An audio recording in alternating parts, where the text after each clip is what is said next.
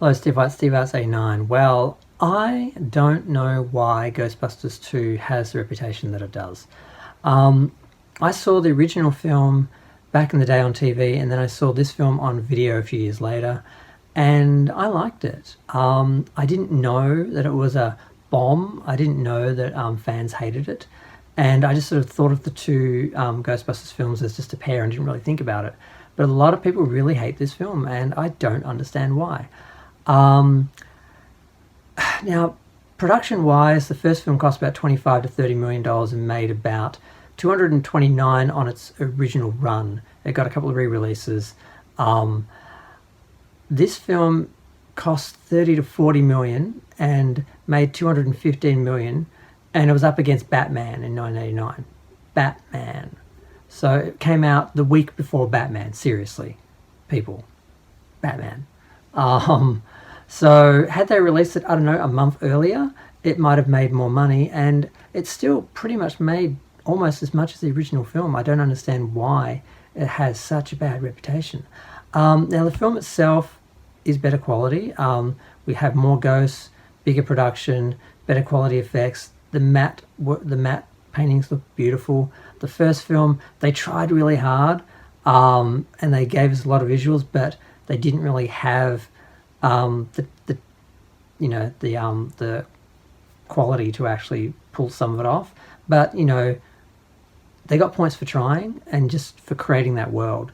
This film, I mean, my God, the Titanic actually, you know, sails into the harbour, and the ghosts, the people get off. I mean, things like that. They do things like that. It's amazing. I don't know why people hate this film.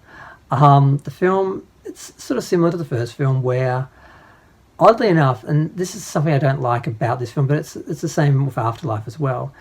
The Ghostbusters are losers again, because in the first film they became famous, they were heroes. In this film, they're kind of losers. The government, the local, government basically stopped them from doing their job and so forth. And it's not until there are a few incidents that they sort of have to win back, like their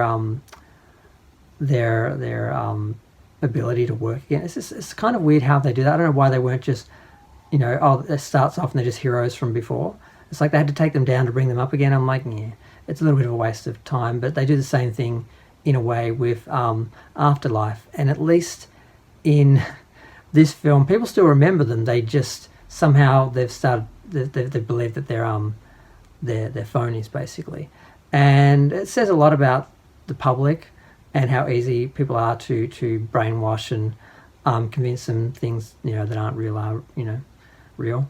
So, and that was at 89. They're sort of being critical of that, so that was interesting. But basically, there's a giant river of angry, ooze under the city that's affecting people, and there is a ghost that is trying to possess Sigourney Weaver's child. So there's all that.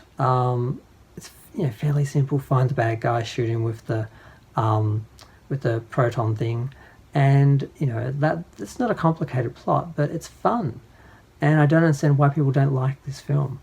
God, what else is there to say? Rick Moranis has a bit more of a job. He sort of starts to slip into the possible role of a fifth Ghostbuster.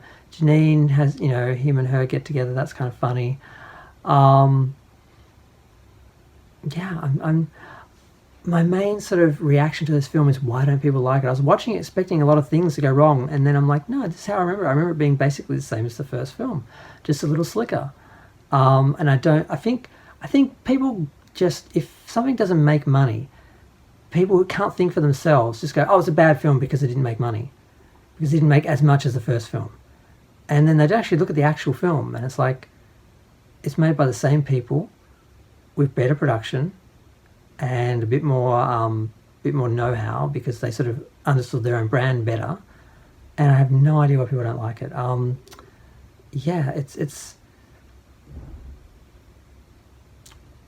It's basically everything that works in the first film works in this film. It's a little creepy, it's a little funny, it doesn't go too far in either direction, and everyone does a good performance. The city is featured in the same way.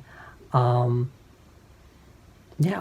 just baffled by how good it was compared to what people say about it, and how easy it is for people to just, join the groupthink and not actually look at things objectively. And I think this film is one of those cases. But I'm going to go. Feel free to share, like, comment, subscribe. Let me know what you think. I feel like I'm forgetting something. But yeah, I've talked for 5 minutes. I need to stop. So I'm going to go, and I'm going to talk about Afterlife next, which was the main reason I watched these two films, was so I could do the 3 in a marathon, which I finally did. Took forever.